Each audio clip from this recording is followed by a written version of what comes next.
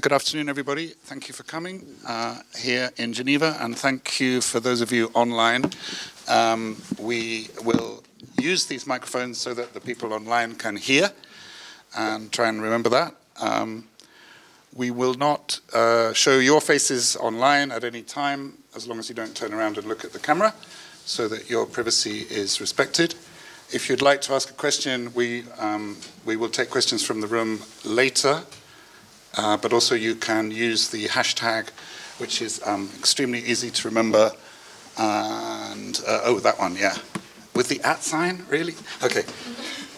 If that hashtag, so feel free to throw something on Twitter if you want to join the conversation and you don't particularly feel like putting your hand up.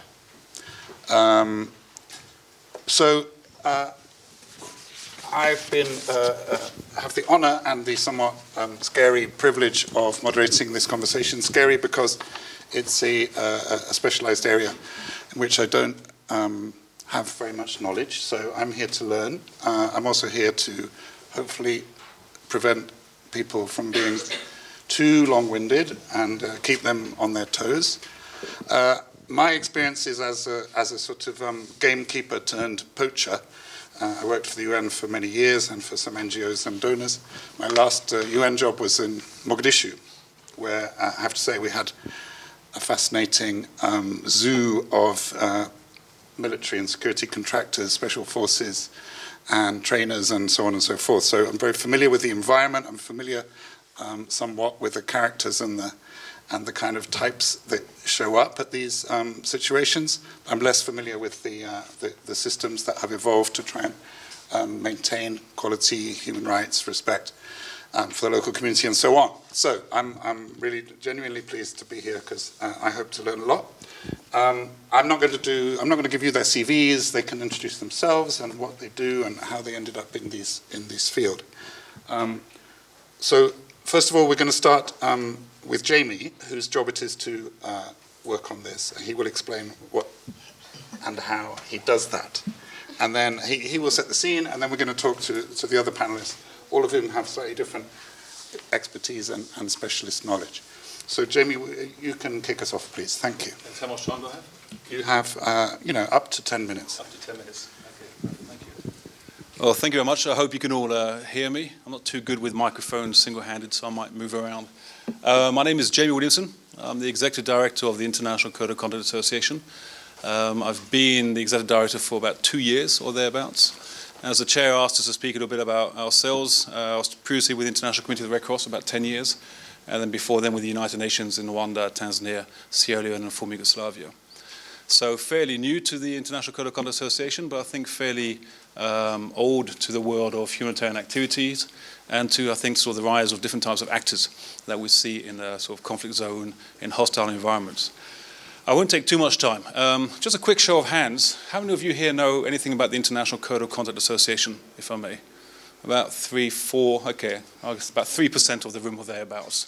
So I'll give you a quick sort of elevator pitch about the International Code of Conduct Association. How many of you in the room know about Erik Prince and Blackwater?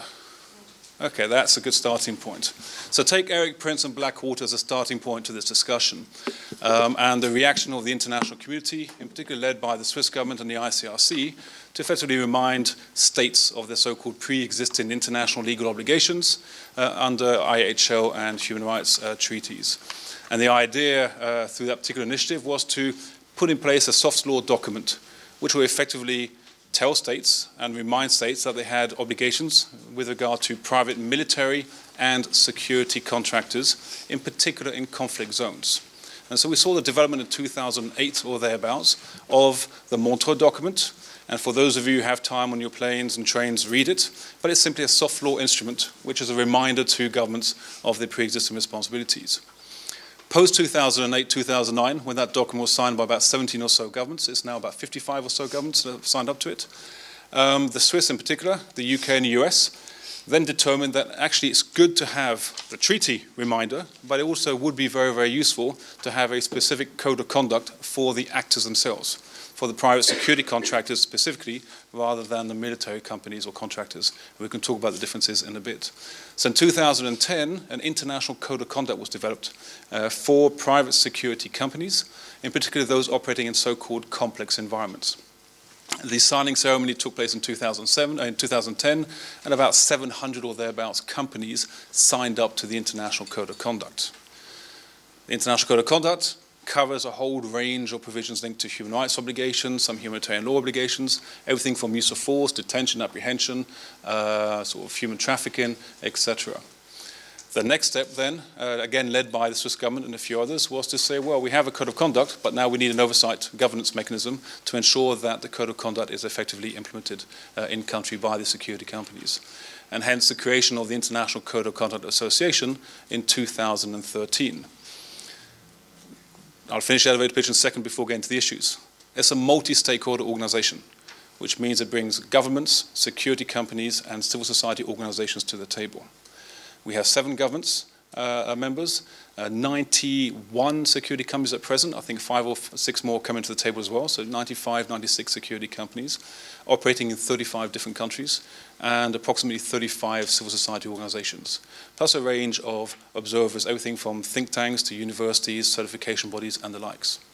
And the whole idea of the association is to work with companies to ensure that they implement the code through a range of activities, everything from monitoring, evaluation, in-country remote, a whole certification process, exchange of best practices, capacity building, etc. And that's effectively where I'll stop the elevator pitch on the association, and then go to some of the issues that we're looking at. A few months ago, the association adopted a strategic plan, a 5-year strategic plan to reflect a little bit about how the landscape had evolved over the past few years, noting a little bit the evolution of the private security landscape, and trying to be a bit more detailed and I think a bit more nuanced in the issues that we're tackling. So I think 4 or 5 key points I'll make before handing over in these small 10 minutes. The first is certainly a definitional issue, a definition. Everyone speaks about PMSCs. We hear military contractors, security companies, and mercenaries being used in the same sentence, and quite often in a confusing manner.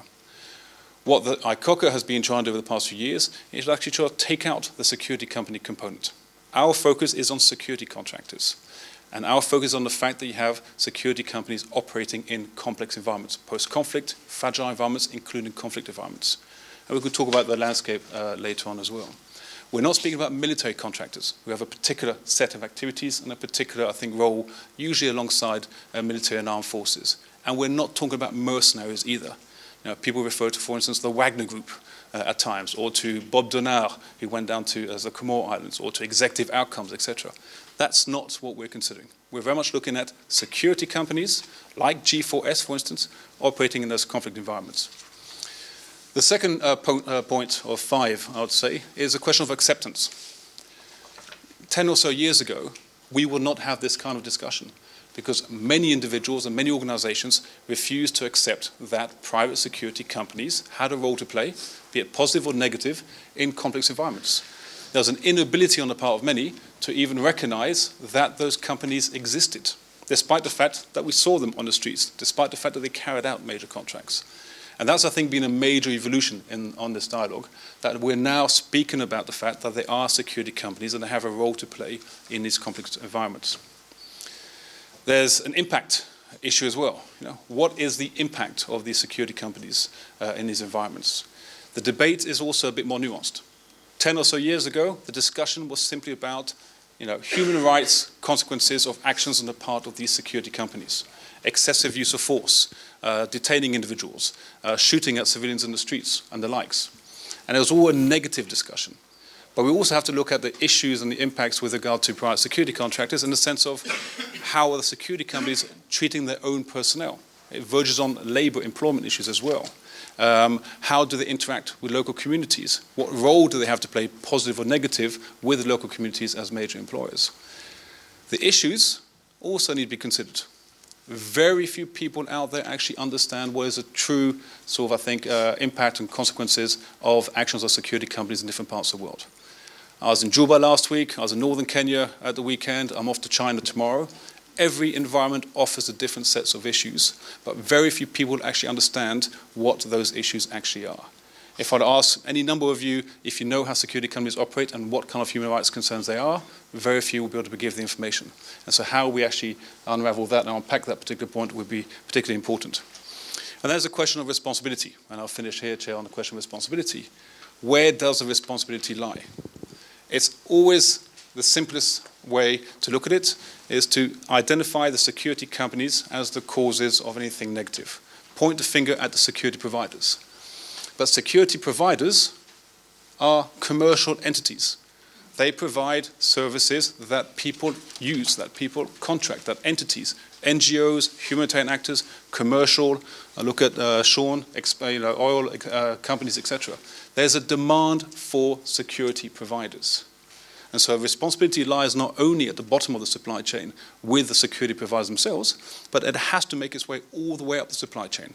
That any entity, however small or big, that uses a security company itself has responsibilities from a risk management, due diligence, and potential accountability with regard to the actions of the security companies.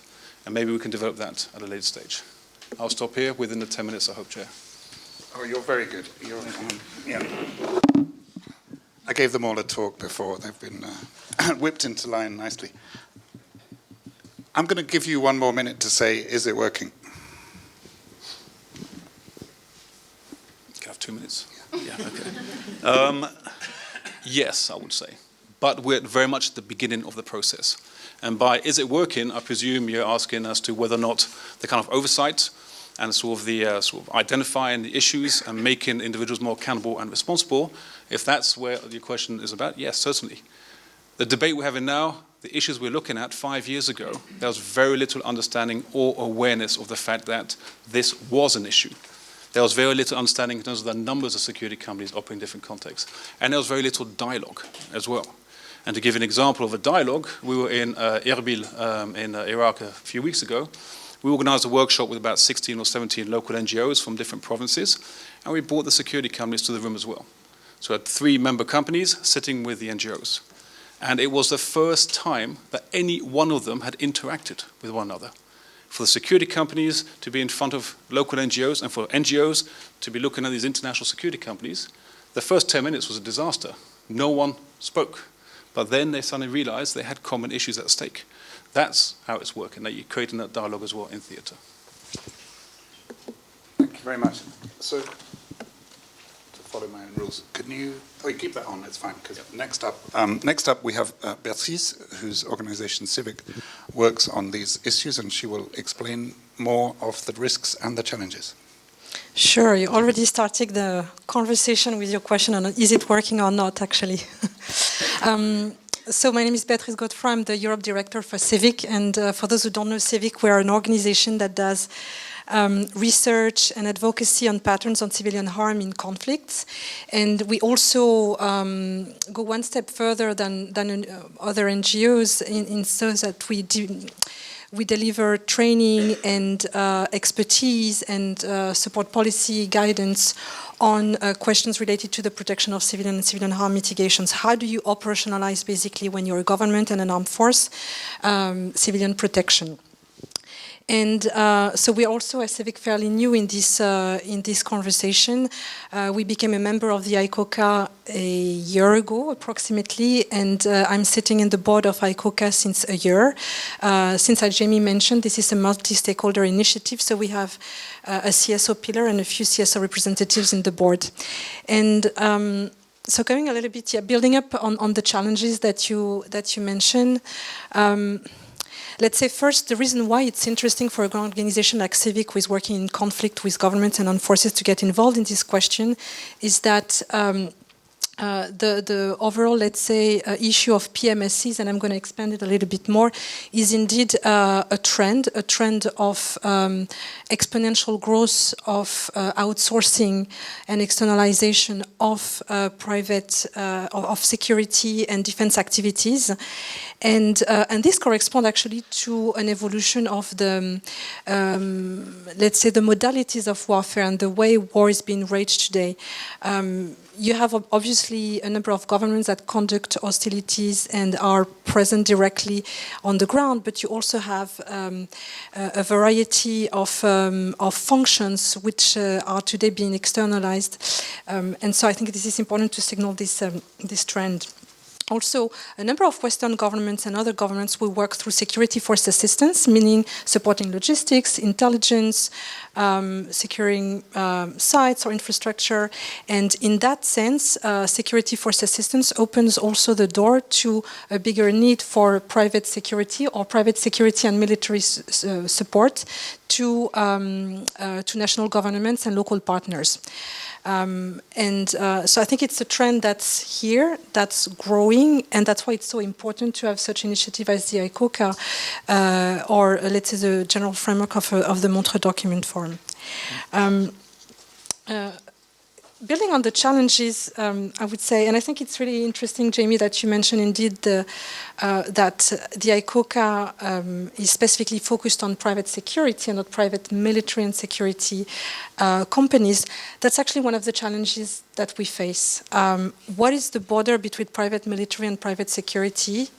When you see sometimes the level of equipment, when you see the type of activities that private security can be engaged into, you have a question mark. When you see also indeed that some of the private security, let's say, companies would be themselves related or connected to bigger groups, we do also private military activities, the question mark is also all the more relevant. So I just would like to put that on the table as well. Another area of challenge is actually the challenges that we are facing as civil society. The reason why also there is not enough awareness or maybe a visibility on this topic is that because there is no data. It's a sector that, not strictly speaking private security indeed, but let's say private security and military activities, which are highly opaque. Let's face it. There is very little case studies, very little consolidated data, very little monitoring happening, and there are great initiatives actually that have been started to actually increase the awareness and the information. But when it comes to having a sense of where we are in terms of civilian harm caused by the activities of private security companies, for instance, or private military companies, it's something that is actually missing. And this challenge actually links me to another one, which is also typically in the ICoCA. So it's great to see that the certification and monitoring function are indeed, that the certification, function are moving forward, but the monitoring role is actually still lagging behind. And that's a topic that we discussed very much in our conversation on the strategic plan. Of course, you have divergent interest within the multi-stakeholder initiative, which I believe is just something we should take stock of. You obviously will have private companies who have an objective that is a business objective, and you will have civil society who will look at population, human rights, implementation of international humanitarian law, and obviously sometimes these two interests can converge, but sometimes they can diverge as well. So I think it's also an interesting topic for discussion to see how to move this topic forward and to make progress on having this framework and more compliance from private security companies. We have to deal with those divergent interests and how to create this dialogue and this conversation at the local level and at the global level within ICoCA. And maybe the last challenge I would like to mention is also with regards to civil society as clients. I'm sure others, and I will leave to Sean the space to speak of the perspective of other clients. But civil societies are not only there to monitor and to kind of put pressure or create a nice, a healthy tension, so to say, on this question. They are also very much a client of private security companies. And those of us in the room who have been deployed in the field have witnessed that, be it with the UN or with big organizations. As you said, in Somalia, you were speaking of a zoo. There was a very interesting report, actually, from the Global Policy Forum in 2014, looking at these challenges that it created for the UN. UN are more and more exposed to security risk, especially in environments where counterterrorism operations are going on. They are a target. as others, and as being a target that needs more security, especially also to secure the civilian components of the mission, which means having recourse to private security heavily. And they noticed during this report in 2014 that they had the risk of entering into dangerous partnerships. That's the terminology that they used, and therefore they started, of course, this internal reflection on reinforcing their compliance frameworks, let's say, or expectations, their internal frameworks and regulations. But I think the report is 5 years old, but I think it's very much valid for the whole, humanitarian and NGO sector in terms of the type of vigilance that is being needed and frameworks that we all need to implement when it comes to contracting private security. So again, I very much salute and welcome the initiative of the ICoCA. I'm really glad to be, part of this conversation, including with the colleagues of DCAF and with our members. But I think it's moving forward. A number of challenges still need to be addressed. And for civil society, it's always a dilemma. Actually, would you better get involved to the risk of maybe seeing your, image of participation being co-opted,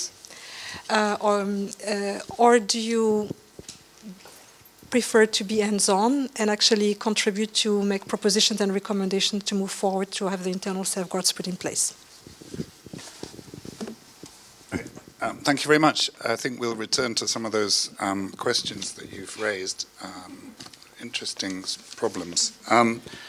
Now, Marlene, you work in a particular section of this niche, so please tell us about that. Thanks a lot. So I work for DCAF. DCAF is the Geneva Center for Security Sector Governance. We're based in Geneva, and it's security sector governance and security sector reform organization. So we support states and international partners supporting states in improving the governance of the security sector, so that the security sector is more effective, but also more accountable. So you'd say, why do we work in this sector? It's also very much, according to what Jamie said, a recognition that private security in some states, actually, the number of private security individuals or companies actually outweigh the public security sphere. So they are much like they're an actor that needs to be engaged in order to address the governance of the security sector in a more holistic way. We also, and the area where I work in is looking at how the extractive sector, as a client of private security providers, can also have a leverage into improving the practice of private security companies. As we know, the extractive sector and most of the extractive companies operate in a very challenging environment and complex environment, that can be an environment of like active armed conflict ongoing, like in Central African Republic, post-conflict settings with weak governance structures. Like I just came back from the DRC last week, so the Copper Belt, for instance, would be one of those. Or in places where there is an accrued poverty, violence within different communities, and I think that it really rings the bell maybe for Sean in the operation of Tullow in Kenya. So of course, when extractive companies start operations in this context, they need security. They need security for the investment, they need security for their operations, they need security for the staff. And so the question is, how do they deal with this security without violating the rights of the communities that are situated next to them? That's really how the whole initiative in which DCAF is an observer and is supporting started. And I'm talking about the Voluntary Principles Initiative on Security and Human Rights.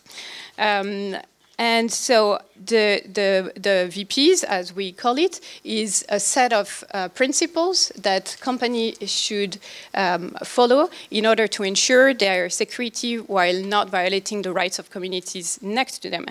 And so I'm not going to go too much into details, but they need to conduct a risk assessment before, during their operation as well. And this risk assessment needs to really lead them to decide on how they will how much security they will have around their site, who they will be working with, both public security or private security, and what are the good principles that they should be implementing in order for them to have responsible practices on the ground. What are the challenges? It's something that Jamie touched upon a little bit at the beginning. Of course, we have different set of challenges, and one is more on the practices of private security companies that can lead to human rights violation. I was again taking into example the DRC where I was last week. You have private security providers that are contracted by extractive companies around them, and there is a high level of conflict between large-scale mining and small-scale mining, and artisanal and small-scale miners. And one way they're dealing with it, for instance, is to have dogs that would prevent artisanal and small-scale miners coming. And there are huge incidents with like dogs coming and biting artisanal and small-scale miners. And this is very much a problem for the trust with the local communities, etc., etc. So there are these issues of human rights challenges. There are also these issues of, as Jamie mentioned, what are the practices within these private security companies in terms of training, in terms of vetting, in terms of oversight that is provided, and this is also something that needs to be worked on. And I think that Jamie put them like in two different boxes, but I think that the more there is a right for the employees, the more there are good practices within the organization, and the less there will be violations of human rights towards those communities. So yeah, I think I'll stop here and then I'll come back a bit later. Okay. Yeah, I have questions, but we'll hear from Sean before I spoil the whole schedule that they've given me to follow. Sean, you will be able to speak to us from a very specific perspective with your own work. I won't say more than that. Please introduce yourself. I will. I'm Sean McMurtry. I work for a company called Tullow Oil. I work on our Kenya project. I've been there for the last 7 years. It's in an area in northwest Kenya called Turkana. I have been in the private security industry, involved in the private security industry for the last 20 years across the Middle East and Africa. Prior to that, I was a military policeman with the British Army. Again, during the time when it was relatively moral to be a soldier, when we were involved in sort of robust humanitarian interventions, peacekeeping operations, things like that. So I've been around conflict for quite a bit. I come from Belfast, so it's sort of almost in my blood.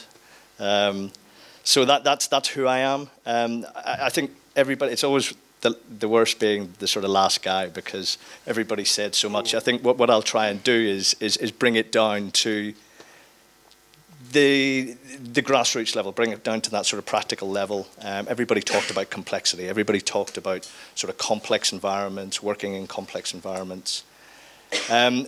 Northwest Kenya is one of those environments.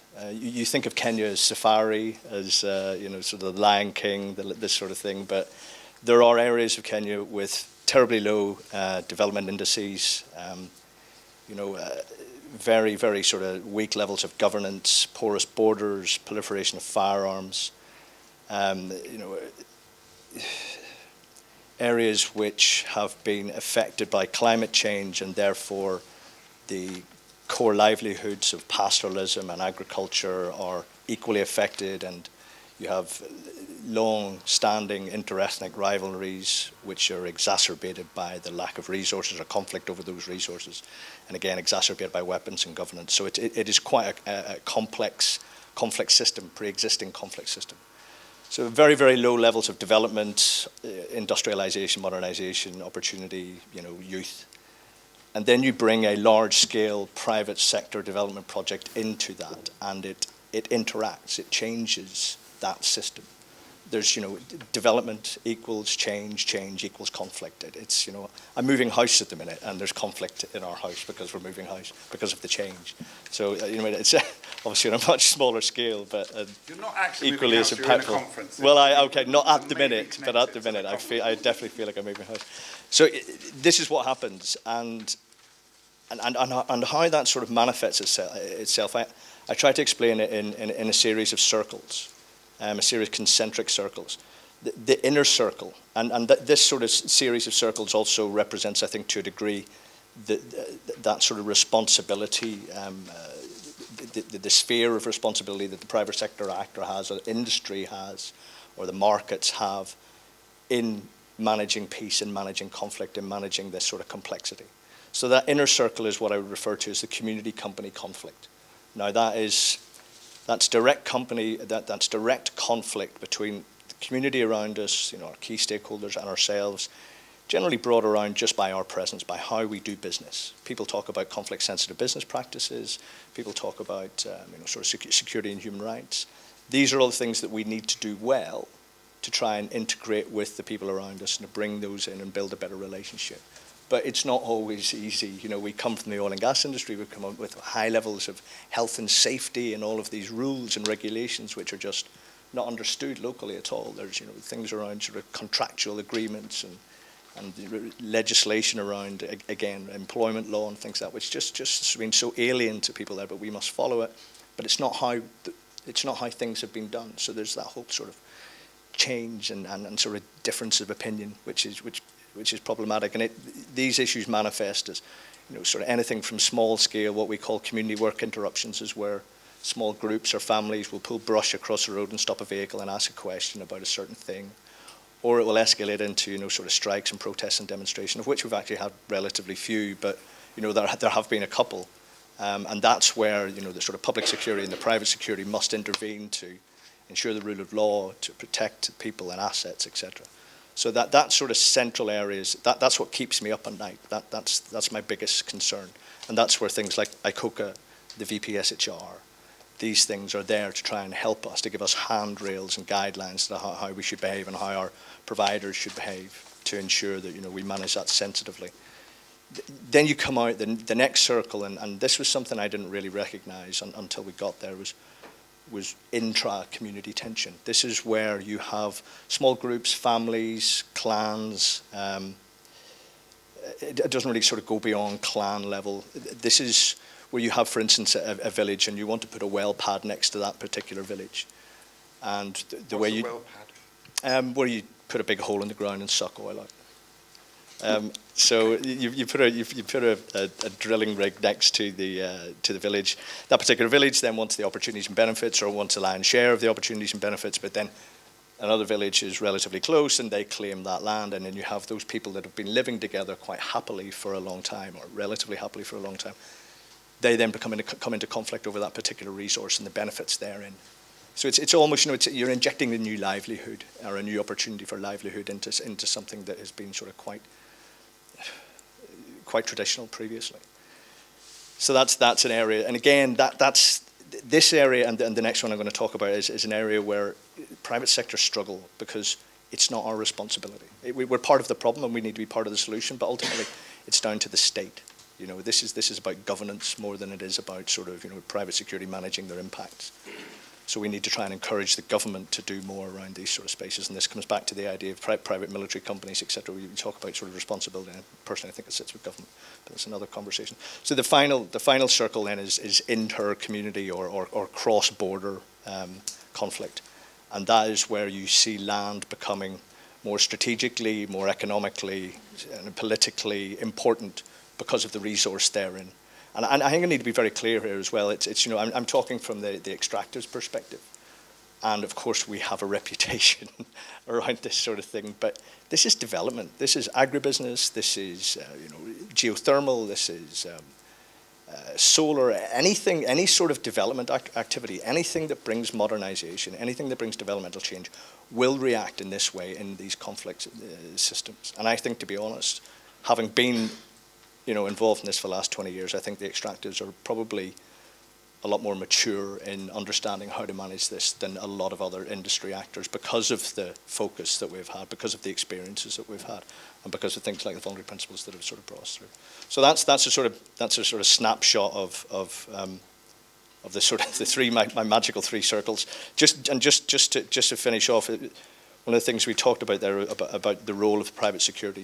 You need, again, that inner circle, the one that keeps me up at night. That's where we see our private security contractors really helping us, trying to navigate this space. And again, it comes back to the idea that there are some good ones and there are some not so good ones. And the trick is to find the good ones early and stick with them. And I think when it comes back to responsibility, is that, as a client, it is our responsibility as a client, it's our responsibility to find the good ones, stick with the good ones, and assure their practices. And that's where, through our standards, we can talk a little bit about standards later on. Or if there's no good ones there, it's to build the capacity of the good ones to be good ones, and that's something we can talk about a bit later as well. Did I hit 10, or was I short? I never gave you 10. Oh, should have asked. Okay, so that first part was we were inviting the panel to talk about the challenges and the risks and the problems that might arise. They'd started to talk a bit about solutions or mitigation, but we're going to come to that. But let me just ask a few questions of you before we move to all these different initiatives. Sean, how many security people do you employ? Oh God. Right. At one stage we had. Take that mic, would you mind? Sorry. Just to give us an example of. Okay, at one stage we had, the scale of our operation was from the northern border area with Ethiopia, right the way down to the middle of Lake Victoria, which is basically half of the Rift Valley. We had 3,500 people working for us at any one stage, and 5 or 6 different sort of operational footprints in that enormous space.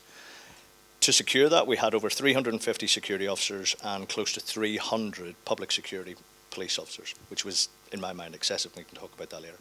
But that's, you're talking 600-700 people involved in that project from a security perspective. It was pretty significant. Thank you. So one of the questions I have is these initiatives, they've come up because of internationalization. I mean, surely there was always security firms, there was always security needs, there was always contractors involved in keeping different parts of public life safe.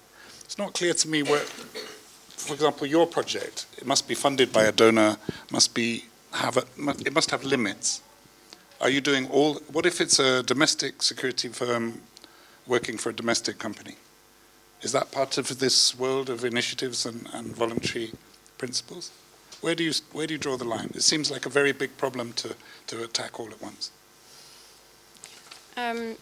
Well, I think, to be clear, we don't work with private security companies directly. We work in a very multi-stakeholder approach. So our aim is really to bring people together in order to identify the challenges and respond to it. So we don't have a specific work with private security providers. For us, in terms of, like, for instance, we are facilitating working groups at the national and regional level on how to implement the voluntary principles on security and human rights. And in those working groups, there are members of the government, mining industry, for instance, or mining ministry. There are members of public security forces, the police, the army, intelligence sometimes. There are private security providers, companies, and those can be international ones or they can be local ones. They don't need to be affiliated to anything. They just need to share their concerns, and they usually come because they have, they want to learn about good practices and implement them on the ground. So it doesn't really matter if it's like the size of those, don't really matter. Recently, for instance, and again, because I've been living there for a long time, so I have always this example, but we're working with artisanal small-scale mining communities in the DRC, in the South Kivu province. And there, the private security arrangement can be very artisanal as well. So you have mining cooperatives that have a couple of guys that are assuring the security. And those guys can sometimes, like, we had, for instance, an incident where because of problems between two mining cooperatives over land and access to certain resources, they were using weapons, and there were some people that were injured. There were other people that were put into like prisons for some time, and this is something of concern. And to tackle this particular challenge, you need to talk to mining cooperative and not specifically private security companies, you know. And you need to reinforce their capacity. You need to train them, and you need to keep on spreading the message somehow. Okay, thank you. One for you, I think, really, Beatrice, is when you join, you're now on the board of this thing. Are there other initiatives that you have to coordinate with? Other business and human rights initiatives and protection of civilian initiatives? Where does this fit in the bigger puzzle of protection of civilians? It's a good question. It doesn't really fit for now because you have several.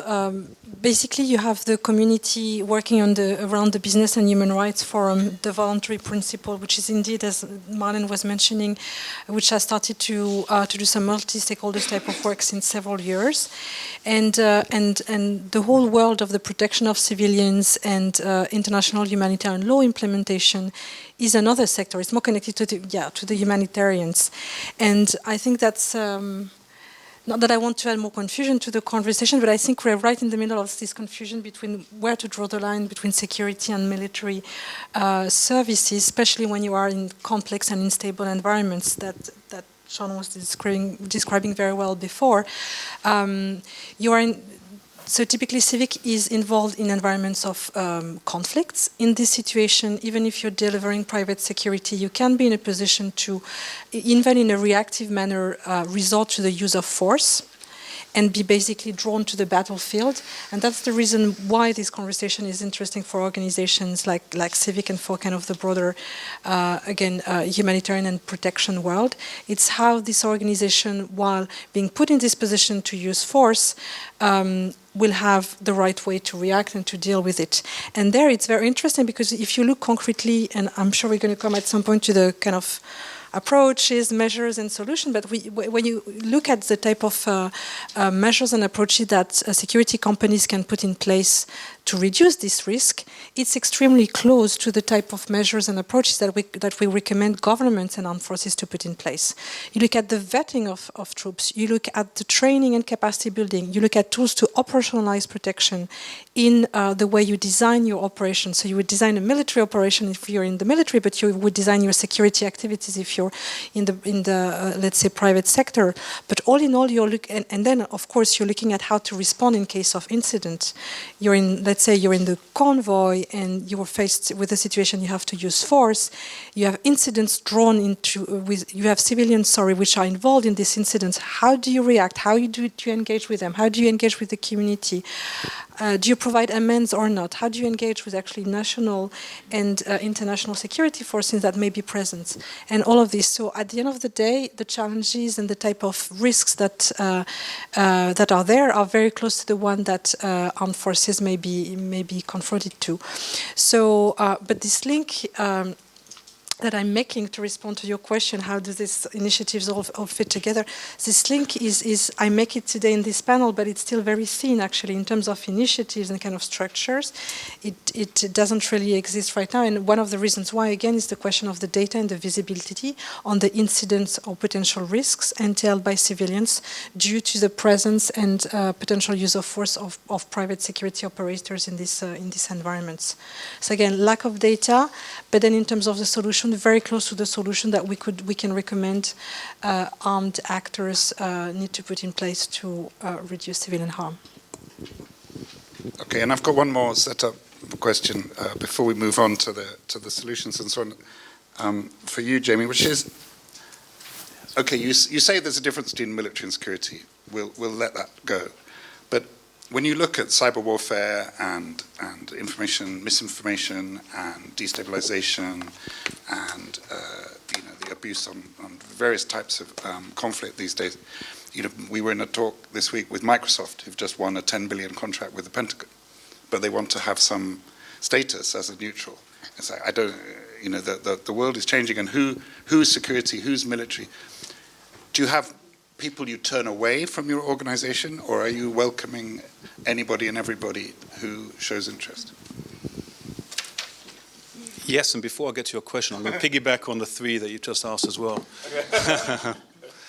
It's a thing, Sean, when you go last in the queues. I think you mentioned the local and international perspective. Yeah. I think it's particularly important to emphasize that the discussion, the debate with regard to regulation, oversight, security contracting started at the international level. It was in response to international issues that we saw in the Middle East. But at its core, the issues today are at the local level. And I think Sean touched upon that when we spoke about the Tullow example. I mean, we're looking at about 100 security guards for the local Turkana security company. And it's a very localized issue. So when you go to the guard posts, you'll see international code of conduct references in the guard post. And so you're taking very much an international instrument and trying to bring it down to local level. The numbers in Juba, where I was last week, we had, it's about the biggest companies, two biggest companies have approximately between them maybe 4,000 or 5,000 security contracts. This is Juba, and there's about 10 or 12 companies or thereabouts, only two which have sort of kind of the international repute with international clients. One of those companies alone has a 1,500 personnel sort of contract with the United Nations. And they form part of an integrated security detail for the POCs, the Protection of Civilian Camps, in Juba and elsewhere. So you're looking at quite large numbers in that regard. Where does it sit? Where do these issues sit? That's partly the difficulty, but also, I think, part of the solution. It sits effectively everywhere and anywhere, both at the international level in terms of if you speak to governments, and that's one of the biggest struggles we have. You go to any government and you ask them who deals with the security contracting bit, and some guys at Foreign Affairs will say it's them, others it's a Department of Trade and Industry, sometimes the Ministry of Interior.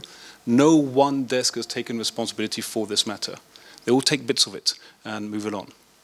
And likewise, where does it sit in terms of the field of human rights, business of human rights, humanitarian law? It's a mixed bag. Because a lot of the actions of security companies are in conflict environments. But also what you're seeing is that many of these security companies, in especially these post-conflict environments, are reintegration mechanisms. So we're seeing security companies being set up to integrate former non-state armed groups. Or one of the big companies in South Sudan is veterans security services, taking on board veterans to give them a job, an employment, a career of some form. So it can sit virtually anywhere. And I think the question you had there in terms of, can you repeat your last question? I think the question I had for you was like... Yeah. I like those first three questions, that was a bit easier. But, yeah. What is not security? Yeah. Right? Where does it end? I mean, do I turn anyone away? The traditional image is a white male who looks a bit like me and maybe has a South African accent and is doing something shady somewhere hot. But, is that really the people you need to be working with? You have to work with everyone. I think most of them would have a beard and Oakley wraparound sunglasses as well. But you have to work with any one sort of individual. I mean, you have to look at both the services. The definition that you have in the International Code of Conduct is a very traditional definition. It's private security contracting, guarding, static, mobile, and potential armed or unarmed. But the range of operations and activities at the security companies, most of the modern sort of larger security companies, is a whole spectrum. Everything from your classic static guard post counter security all the way through to risk management. And then as technology advances, we look at it in Iraq, when you're going out to, let's say, manage the seismic, when they put down the sonars, that's not a man duty in terms of, the ones where they put in and the sonars go underground and so on. That's not leaving a guard next to that place. The pipeline security, that's not through individual guards going up and down the pipeline. And there you're seeing much more in terms of security and cyber potential that goes with it. I was speaking to a South African contractor the other day. They're trying to move away from individual guarding of facilities and CCTV to simply drones. So then we have all the big questions of, autonomous weapons. Do you start arming drones? Do you start providing kind of equipment to deter individuals? What does that look like? So there's 1,000,001 issues out there. So I'll pause here because I know there'll be plenty more. Yeah. Okay, quickly, let's move on to solutions. Marlene, you have some examples, I think, of how some progress can be made. Yeah, I think when we were talking about the challenges, we were talking about different things, and different things can be done, but this needs to be addressed as a really governance issue. And DCAF works in to respond to several of these issues with different actors.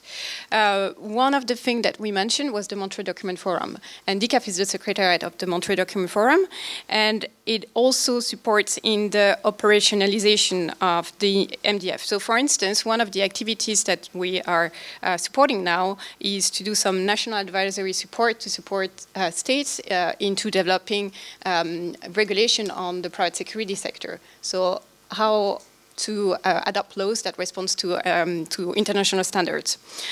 We were talking about the lack of data. And it's also something that we are starting to work on, or not starting, that we are working on, to support actors to conduct study and baseline study on the private security sector. We've supported such baselines in Latin America, in several states in Africa. We have regional or more national data, and I think this is a key point to understand the size of the sector, the challenges that they face to have an effective regulation of the sector afterwards. We have talked also about oversight and monitoring, and on this we worked. For instance, we set up, we've been supporting for some years now an observatory of private security of civil society organizations within Africa that provide with whom we watch to build their capacities to provide monitoring and oversight over the private security sector.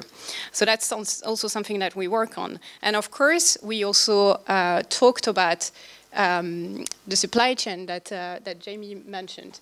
And on this, I think our work to support the Voluntary Principle Initiative on Security and Human Rights is quite important, because it's an acknowledgement that the clients of the private security sector have a leverage over the private security companies, and they can set the standards that those companies need to be implementing. And on that, I'm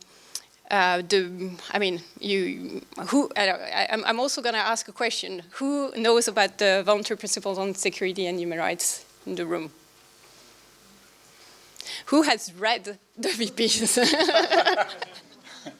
Who read the VPs in the last 6 months?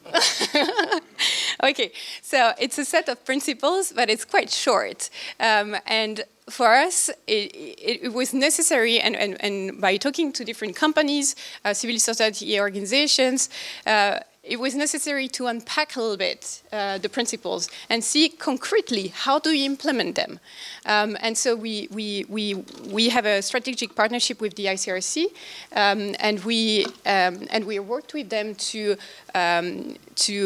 identify a couple of challenges that companies face in implementing the VPs and provide good practices in relation to that. And I said that we're working in the operationalization, and we're also working on some of in-country working groups to support the implementation of the VPs that are made of multi-stakeholder groups that identify some of the risk at the local level and try to respond to those risks. So what happens in CIVIC, for example? Yeah. You all sit once a month and you... They sit once a month. They have members of local communities that come to the meetings and that voice concern about private security. Is not so much of a huge concern in the Kivu. It's more public security that is really of a problem. But they voice concern about like presence of policemen who is asking money to miners so that they can enter the concession, for instance. So how do you deal with that? You need to So first of all, they need to identify the problem. They need to have a police officer that is present in the room and that can actually have a leverage on those different actors. So it's really a dialogue that needs to be established, but with concrete action plan that needs to be then monitored into their implementation. So that's one thing. And then we worked also on training for public security forces. And especially police, so that they understand what are the different standards that they need to be following when they provide security around the extractive sites. And we've done one in Kenya in partnership with Tullow and with Sustainable that is sitting over there. And I think training is important. Oversight is also very important. So you need to ensure that once those officers are trained, there is also an oversight mechanism that is happening once there is a problem on the site. Okay. Yeah. Thank you. So I think we've done every. Now we're going again to Jamie, because your responsibilities are making this better, and we're on that stage now of the conversation. So.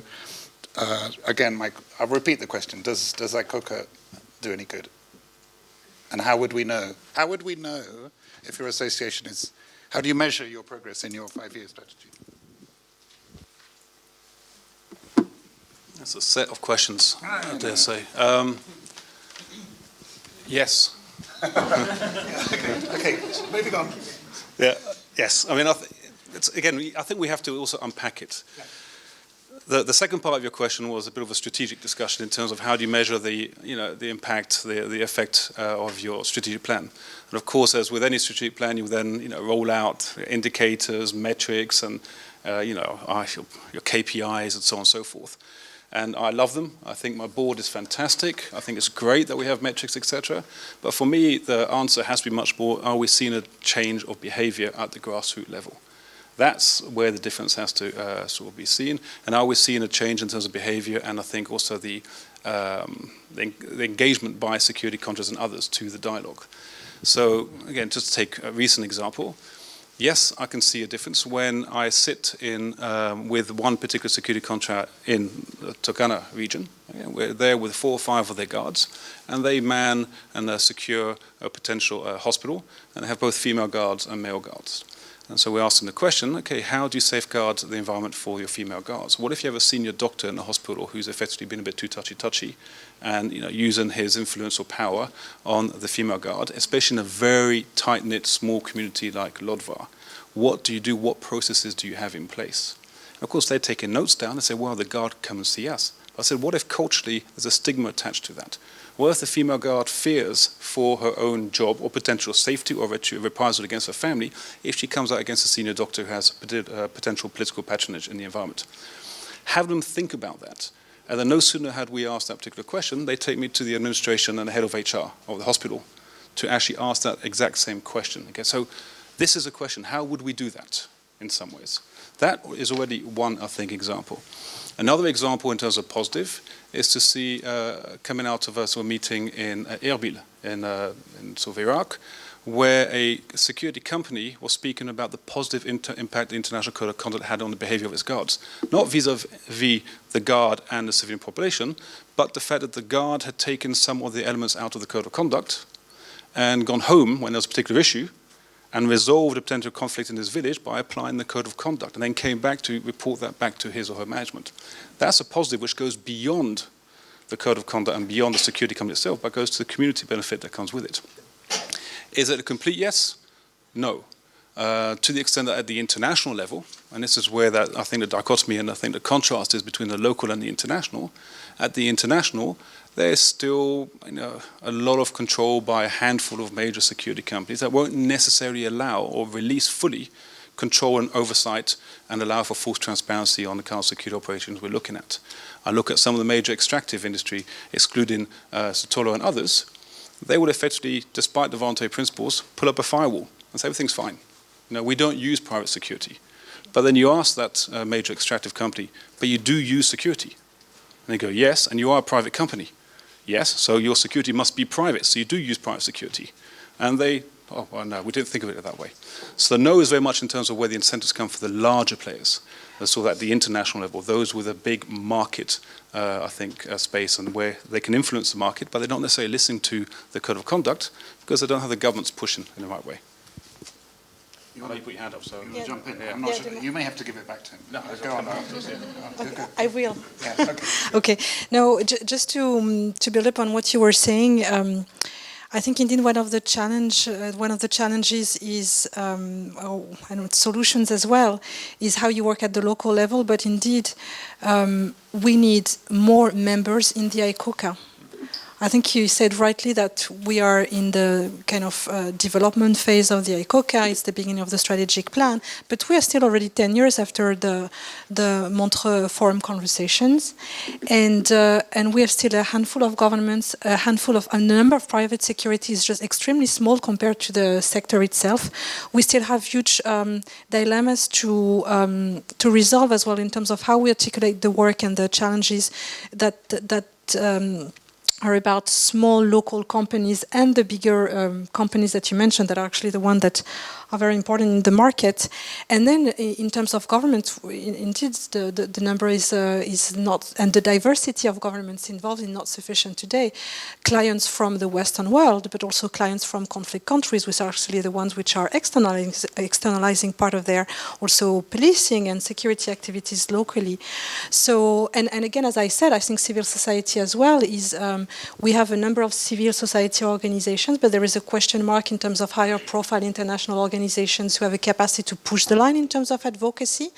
And this question was high on their agenda after the Blackwaters story, so to say. But today it's not anymore. They're not, focusing on these questions. So we have to make it an issue. ICoCA is contributing to make it an issue, but for some reason, there is no visibility on this question. It's a growing trend, and it's not an issue. So I think I really want to salute the energy that's being put, by the team of the ICoCA and DCAF to push this agenda forward, but it's not sufficient. The numbers of people involved, clients, governments, CSOs is insufficient. The resources actually available to all of us, including ICoCA and CSOs, is insufficient to be able to have the bandwidth to actually produce and support this conversation moving forward. And I think it's an element to factor in. Sean is. I'm champing. He's champing at the bit. But why, I want, along the same line, their participation is limited in the structure that Jamie's described. Is Tullow doing this because you're just like really nice people, or is there a competitive advantage to doing this, or what?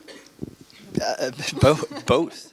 You mean it's not entirely altruistic. We're private sector, we're industry, and we feed the neoliberal economic system. That's what we do. That's part of our role. And actually, that sort of not bad segue into the idea. I mean, Beatrice, you're talking about the lack of PSCs in ICoCA, lack of government presence in ICoCA, and I think that's. Well, you need more. Okay, I mean, same one side of the same coin. But the way I see it, I mean, private sector can contribute that. We shape the market. Not only do we shape private sector market through our requirements, our standards, our contractual stipulations, how we do business, our behaviours, etc. And I can talk more deeply about standards. But equally, we also influence governments. Especially if it's a large-scale development project. We're right on the cusp of now reaching what we call a final investment decision for a $3 billion project in Kenya. I know other companies in Mozambique that it's a $30 billion project. So you then need to speak to the government about elements where they are lacking. I talked earlier about governance, about some of the issues that we face in these more rural contexts where governance is the issue. It's not the private sector. It's the result of the private sector and the lack of governance. So we can help with requiring or placing, encouraging, let's say, requiring is probably a bit strong, but certainly promoting and encouraging alignment with things like the VPs, involvement with things like ICoCA, as part of almost our contractual agreement between us and the government for the delivery of the project. Because we're going to get to the point and say, okay, we need to do this. We will do X, Y, and Z. We will do the technical aspect of this project. We will get your oil and we will bring it out to the market. But to do that, we need you to help us with enhanced governance, with sort of better trained, better equipped, more accountable police officers, etc., to do that. And that becomes codified in the agreement, and then it draws in sort of, DCAF, where the work that you've done with us before, it draws in ICoCA. So there is a role for private sector in that, I think. So let's go two things on that. Okay, her turn, but I'll come back, yeah. Marlene. So, yeah. Yeah, it was also. On, I think everyone has a word to say. I think that Tullow is also going towards this line because there is also a push from civil society organizations. There is a push from clients. There is a push from communities into stepping up their games. So everyone has really a role into advocating for better practices, so that companies then advocate to the government. There is also government that can advocate. So I think it really is multilateral and multi-stakeholder way of dealing with it. Okay. You have a mic. Yeah. So we fully agree with what's been said. But I think we shouldn't forget there's a slight contradiction in what we're trying to say. We're talking about improved governance, but the very fact that we're operating in complex environments means there's going to be a weakened governance. So a lot of the push has to come from those that use the security companies to raise the standards. We speak about the extractive industry a lot, but I can guarantee in virtually every environment that we go into where there's humanitarian actors, they use, as you're mentioning, they use private security companies. And the security element there is so bottom of the rung. They have nothing in the budget, they don't think about it from procurement perspectives, and they hire a local consultant. That's what security looks like. And until the push comes from donors as well, that are basically funding these programs and funding NGOs, and as soon as we have a sort of reality check by many of these NGOs too, then we're not going to have that difference, because the NGOs will use local security companies, and they'll feed the system. And so we need to come, a bit of a sandwich, come from the top with the good governance where it can be, and where the donors are, and where the governments can operate, but also at the grassroots level, where the small entities using local security companies. So what are the sticks and the carrots for behaving better? What is the benefit of behaving better, and what is the threat of not behaving better for a security company? The stick should be an obvious one. If you don't have in place the right mechanisms, something will go wrong. And the stick... What if something goes wrong, you reuse the local population and you still get the contract? If something goes wrong, then you have the question of accountability. That has to kick in. But accountability right now is very much based on the local solutions. Our level of sanction is a membership-based organization. We can remove the member and the whitelist element, and they're off that list. That's the limit of, in many ways, what we can do. But somewhere along the way, I think the stick has to come from a level of accountability. If it's a local security company, that then has to rely on the local authorities. But if you're in a complex environment with limited governance, that may be a struggle. The, I think, most important stick for most security entities, and this is where it goes back to Beatrice's point about the blending of the different worlds, is a commercial one. Without the contract, they will not survive. It's as simple as that.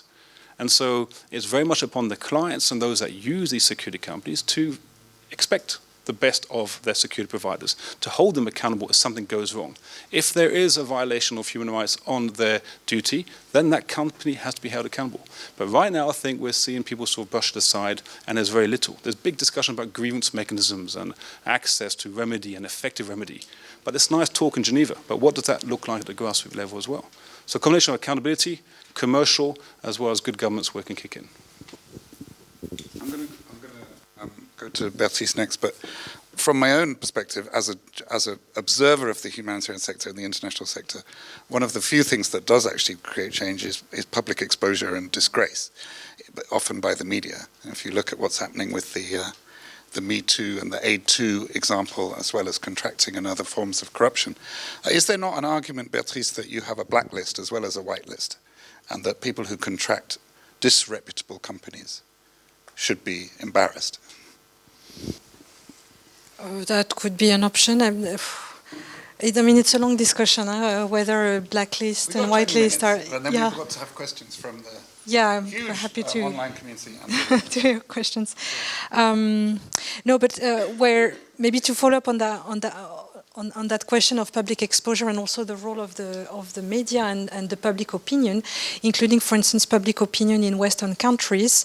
It's interesting also because some, are of the opinion that it's also more convenient for governments to, use private security and military companies in conflict environments, because the pressure of the public opinion and the media is less important.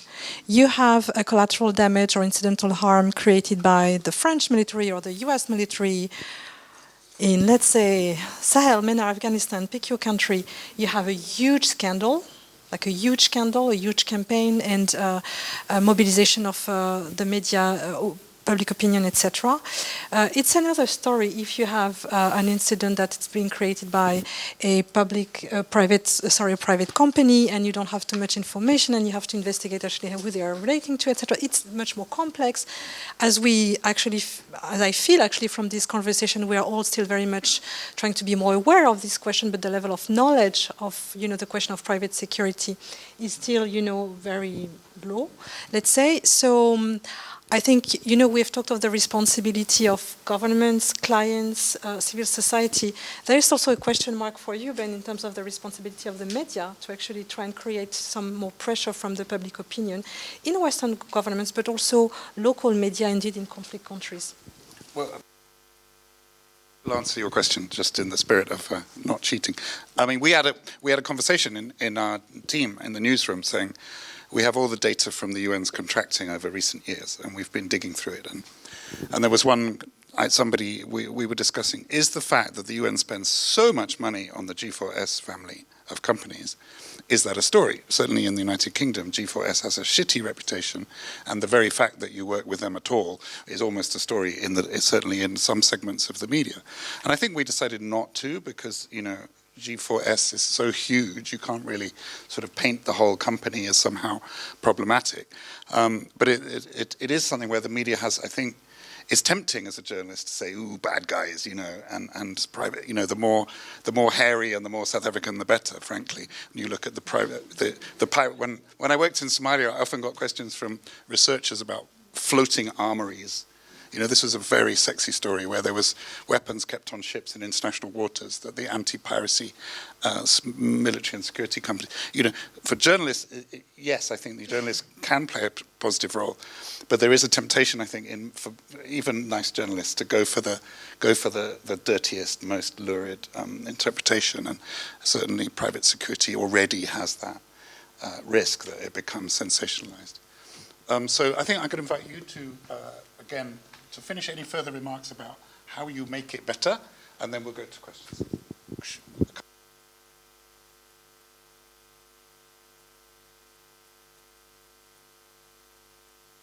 For us is the strongest piece. Oh, am I talking to myself? Sorry.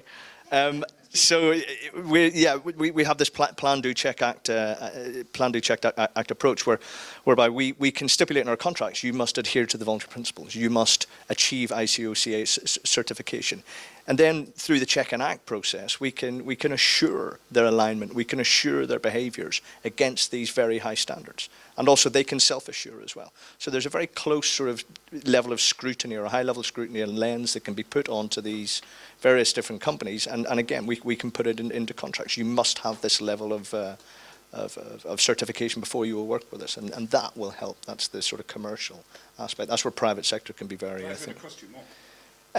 The higher standards. Well, actually, and this is always the argument of a security manager is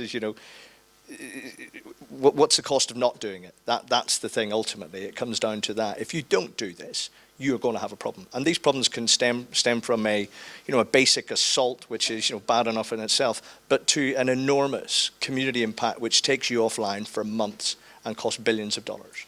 So you've got to do the right thing. There's a moral aspect to this. The world is changing. There is a lot of sort of observers, sort of looking at how we do our business, but there's also a moral aspect that we should do our business right, and there is there's a financial aspect to that as well. I shall hand over. This one works. I think, stick with the good. Stick with good math.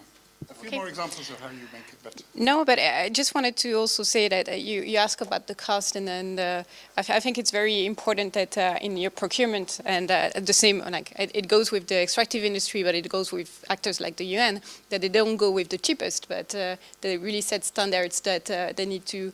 That companies need to respond to. So I think this is important, and it's a cost-benefit aspect that needs to be taken into account. On the good practices, on the way forward, I think Yeah, I think there is still a case to be made for all the different companies. I think, as we said, there is a need to go from international to local and ensure that it doesn't stay really at the international sphere, but it's really being applied to local actors, and that it rings the bell for local actors. So contextualization of the different good practices, making sure that they understand what they're supposed to be doing is important, and accountability is also a key that we really need to be working on. Okay, thank you. So we've got 10, 15 minutes. Are there any questions from the online? I've got to read this. There's a charming child.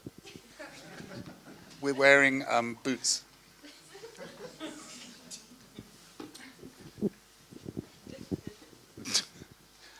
Okay, so these are questions we've had from the online community. We keep the camera rolling.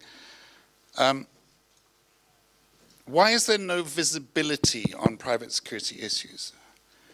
Well, first of all, you can challenge the question, I think. I mean, I think there is the Eric Prince visibility, but it's easily forgotten. I think that's the question. Why is there no visibility? Beatrice, I think we haven't heard from you for a bit. You are a chair.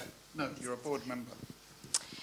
No, I'm not a chair. Yeah, well, as I mentioned, I think I mentioned there was not enough visibility. But like the question of the why, I think again it's a question of the availability of the data, the question of the availability of the data coming from specific case studies that could be financially documented by NGOs, locally or internationally, but also a lack of data available online. You know, recently the British NGO and Jan Overton and his team, they did this review. It was for private military, yeah? Not private, but PMSCs, let's say in general. They went over 80 websites, and it's just a very interesting article to read. They find nearly no information on the website. Very difficult to track the profiles of the people, their history, the connection between the various groups, etc. So, but that's again, I don't want to mix too much private security and private military in that perspective. But still, I think again, lack of information coming from the civil society world, in spite of initiatives like the observatory, and again the lack of information proactively put online by the companies themselves. Okay, let's open it up. Any comments, questions?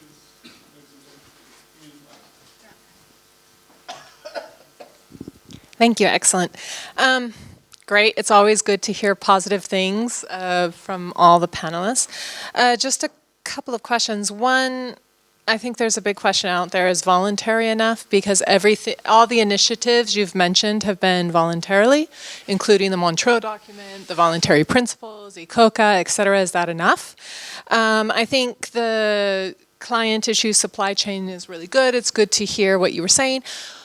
How much do you or does the private sector actually get together and advocate among itself and put pressure on other private sector actors to make sure that they are following the same principles and doing the same things? Because, as you said, you, in many ways, control the environment. And secondly, I think this comes into lack of data, so maybe it's not there, but I mean, we have really good examples here, but how much overall impact has that had on the industry as a whole?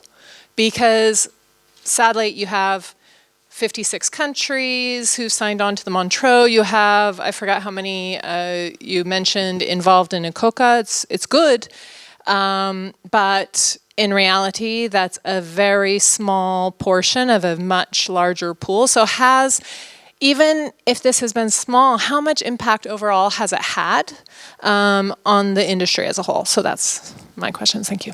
Thank you. Any more, madam? Maybe I should have asked you who you maybe want to affiliate yourself with. I guess you're not with a private security company? Just guessing. My name is Catherine Kramer, and here I could say I'm with CSEND. Okay, thank you. Madam.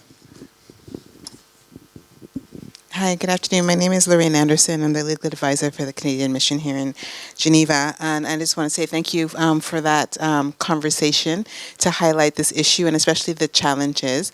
And there's lots of things I can say, but I won't. But I think one of the key issues I would like to, because of timing, I don't want to hog the mic, but also I think one of the things that I noticed is there was not much talk about gender and women.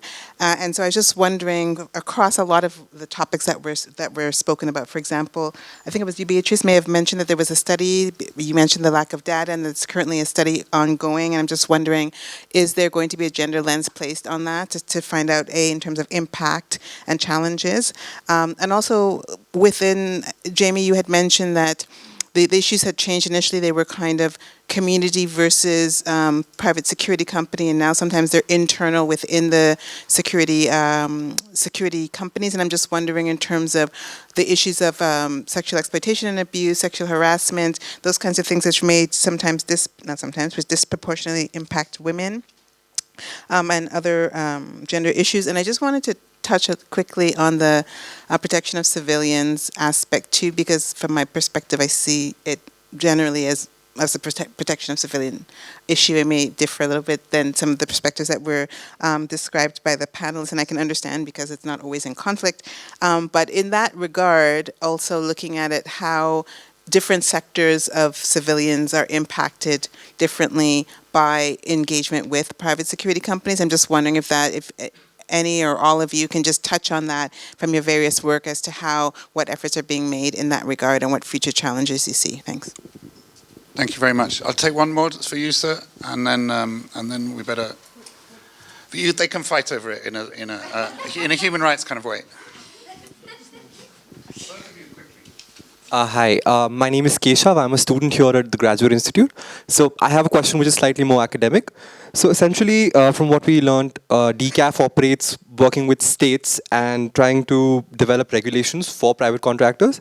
So my question is, considering the environment we're in and how increasingly you have private contractors working in absentee states or where states don't exist, how exactly does DCAF work for its enforcement? Because considering an op-ed Eric Prince recently wrote in the Washington Post about how we should privatize the war in Afghanistan, my question is, where does the mandate end and who enforces it, and in what circumstances would that work?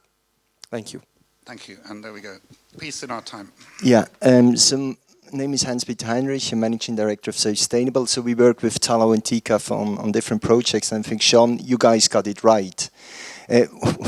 Just as a comment, I think there's three key words. One is really leverage. It's the client who has to start to put leverage. Accountability, that's the key thing. I think also ICoCA. One thing we have not mentioned is the whole subcontracting issue, which on one side, the extractive sector, more and more, you lose a lot of subcontractors actually implementing stuff. So it's not the companies themselves. And in the private security business, it's exactly the same. So the thing is really, when we talk about private security and peace, how can we make sure it starts with the client? So they have to be ready, but then also dealing the fact that cost is a key thing and subcontracting is a reality in both fields. How can you make sure that basically the clients themselves define their sphere of influence, that it matters? So how can you promote this more, that people are willing to spend the money to make sure to avoid negative impacts? And I think you guys got the points. Unfortunately, other clients we work with, they don't got the point. So, Beatrice, protection of civilians. Yeah, thank you, Lauren, for the question. So as I mentioned, indeed, since the borders are very, let's say, fluid between unstable and conflict on context and private security, private military, I definitely think it's connected to protection of civilians, and the type of challenging that are faced, the type of harm that is caused is very similar to the one that armed forces may cause in conflict settings. Having said that, so yes, specific groups of population, if you take the comparison to the protection of civilians, specific groups of population may be impacted by the use of force.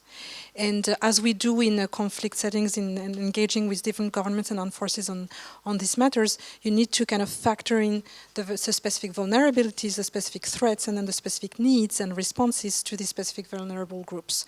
And I think gender is particularly relevant when it comes to private security, or let's say, again, especially when the area of where the border is a little bit more fluid with private military activities, especially in the environments where companies are operating, you were speaking about Somalia, where we spoke also about the Middle East. These are environments where the gender question is extremely high on the agenda.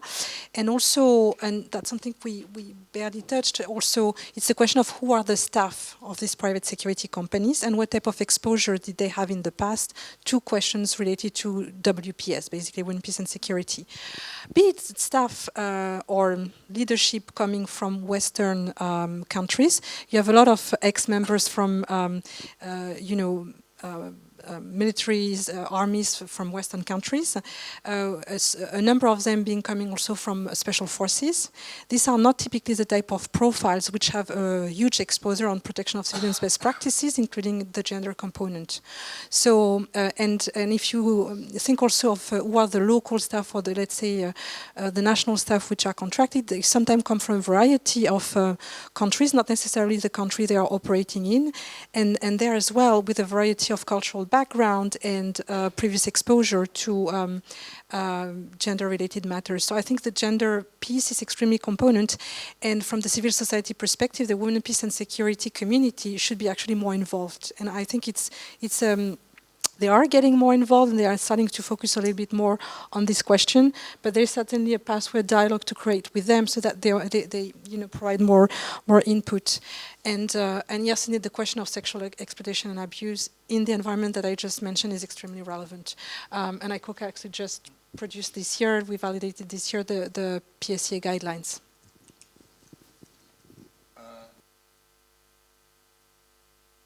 Add a bit on the gender work that ICoCA does, if any. I think I'd take 2 points if I may.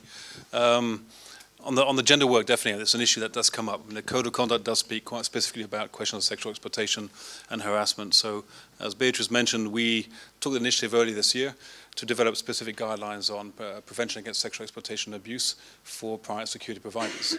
And I think we work closely with the Canadian government on this one, as well as the UK government.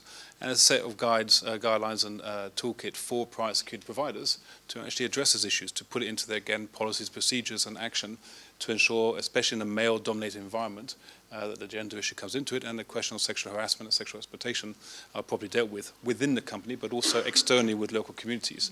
And again, it's a bit like other sort of sectors. It's a discussion which still needs to be had, and I think hasn't quite taken universal acceptance. But I think I may also want to take on, I think there's a combination of the subcontractor piece as well as the problems inside the companies. What the code is trying to do as well is speak to the responsibilities of the security companies as employers vis-à-vis their staff, because they're looking at questions of human trafficking, modern slavery, everything to do with selection and vetting, background checks, and so on and so forth. So there's a large focus on how the individuals are actually hired, because the big challenge you will see quite often is that the guards will be hired on the cheap, and the profits coming from the contract, the commercial level, will be farmed off to the directors and a bit of the sort of political patronage. And that ultimately will create a problem with sort of the guards being disgruntled. The subcontractor piece, just to conclude, the Code of Conduct is clear that any member company that's part of the International Code of Conduct Association has to ensure that all of its responsibilities under the Code of Conduct makes its way down to its subcontractors as well. They cannot take subcontractors that are basically falling below the standards. Okay, thank you very much. We're nearly out of time. We had a few answers owed to our community here. DCAF, how can you do regulation when it's a fragile state or a stateless state? Yeah, and just before I go to that, perhaps I can also add on the gender, the question on gender. We're also working on a gender and security policy brief for government when they are regulating private security actors, and that's going to be released later this year. Now, on how we work with states, I think weak governments is a challenge in itself, not only for private security, but for the whole security sector governance piece. So the way I mean, there is a case to be made for those governments to be able to make a step and try to work a little bit more into prop their regulation of the sector. And I think on this, it's really, we're trying to work to different ways, and the studies, for instance, that we are promoting into better knowledge of the sector really helps in making a case towards the government and telling them, like, you need to regulate this sector a little bit more because it can be a potential threat for you. So it's really trying to make a case for those governments to step up their games in the regulation as well. Yeah. Thank you. And Sean, maybe you could take the question at the beginning. Is voluntary? It's voluntary enough. But you're doing it voluntarily. But would you not like to see your competitors, for example, held to the same standard? Yeah, I would. I ultimately would, and I think the way the world is changing with social media and social movements, I think that will ultimately come about. I think the pressure will mount so much that it will go the other way. That said, that pressure in itself may just be the catalyst for that voluntary to become practice. You talked about sort of, how do you move these sort of fresh ways of thinking, these innovations towards sort of wider development practice or wider industry practice. And it's exposure. It's, we were on that sort of idea of development action, development practice, and then, sort of becoming policy. I think what we're doing at the minute with DCAF and with ICoCA and with Safe Sustainable and all of these sort of new things that we're trying out, that's very much action at the minute. We're just working out how to do this. And there is, there's a lot of interaction within the industry itself, especially within the extractives and across into the mining itself through the voluntary principles, through the corporate pillars within the voluntary principles, small sort of working groups. And I know that there's one specifically looking at Africa between some of the majors and stuff. And it's things like this. It's this trial that we're doing in Turkana around the code of conduct. If that's successful and it's shown to have success in various different ways, people will start picking up on it. And then if guys like yourselves, social movement, civil society, start putting a bit more pressure on us to do things like this, then we'll respond, because ultimately you're our shareholders, you're our stakeholders. Your role is to contest what we do and to sort of shine a light on that, and that's where it should be. It's traditional to have this round of chat at the end, but I think because there's a function 5 meters away where you can grab the speakers and speak to them directly, I would prefer to end on time in my capacity as the moderator here. I thought it was a really interesting conversation and appreciate all of you being frank and being willing to take the challenges, and thank you also to the audience. Okay, good night.